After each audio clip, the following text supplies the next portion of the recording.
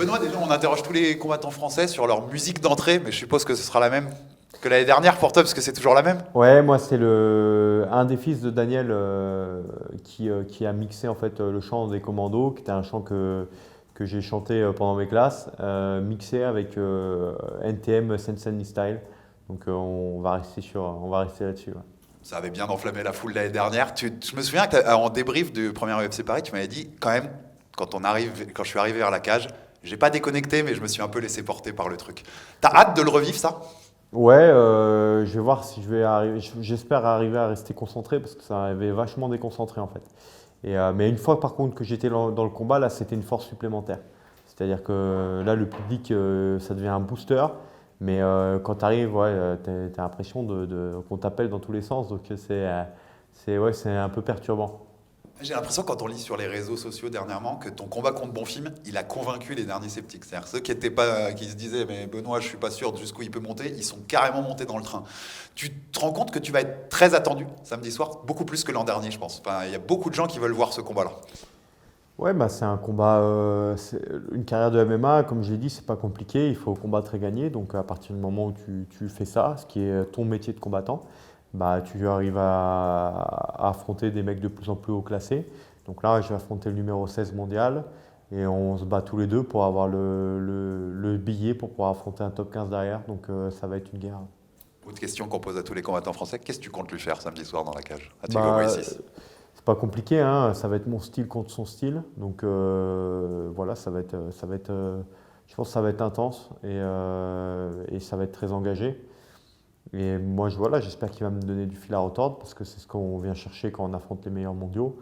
Et il se pense meilleur dans tous les domaines, je me pense meilleur dans tous les domaines. Voilà, que le meilleur gagne et en tout cas, ça va être la guerre parce qu'on s'est préparé. On s'est bien préparé, voilà, on est bien et il n'y a plus qu'à faire la pesée vendredi matin et cette grosse guerre dans la cage samedi soir. On sait que pour toi, que tu le disais, c'est l'ouverture possible d'un top 15 aussi contre Thiago Moïse. Comment tu juges ton adversaire? Comment tu le décrirais? Bah, mon adversaire, c'est un mec qui a été, je crois, entre la 12e et la 15e place chez les lightweight, lorsqu'il a affronté Makachev notamment, qui est le champion actuel, qui a fait 4 ans avec lui, il s'est fait finir que 2 fois, une fois contre un mec qui a que des finishes comme moi, Joël Alvarez, qui est très agressif, et une fois contre Makachev, donc c'est un mec qui est solide quand même, parce qu'il a affronté des Benel Dariush, des Ismagulov, des mecs qui sont tous dans le top 15. Il a perdu uniquement contre des mecs qui ont fait au moins un aller-retour dans le top 15, voire qui y sont encore.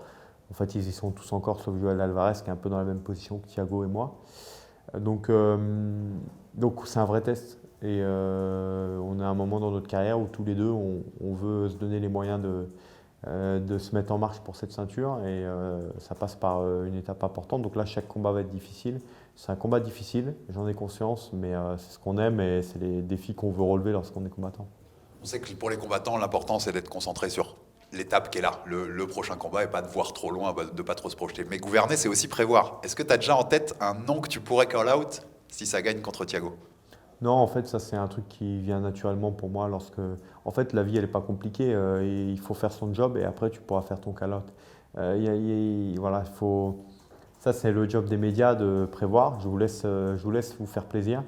Moi, je vais me faire plaisir dans la cage. Et dernièrement, est-ce que tu peux choisir un combattant français parmi les 8 autres pour adresser un petit message d'encouragement face caméra?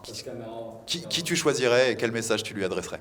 Bah, Morgan, force à toi. Je pense que tu as le chemin pour ta carrière qui t'a amené à l'UFC qui est un chemin qui est magnifique parce que c'est passé par des grosses guerres, des combats difficiles. Et donc c'est clairement mérité. Et moi j'ai hâte de te voir dans la cage. Je sais que c'est un combattant qui est carré.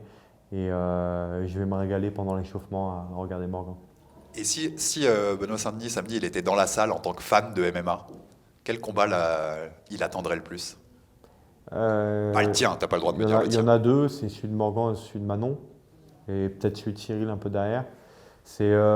Pourquoi? Parce que Morgan, c'est tout simplement euh, un mec que je connais bien, qui a été un sparring partner. On s'est déjà entraîné plusieurs fois ensemble.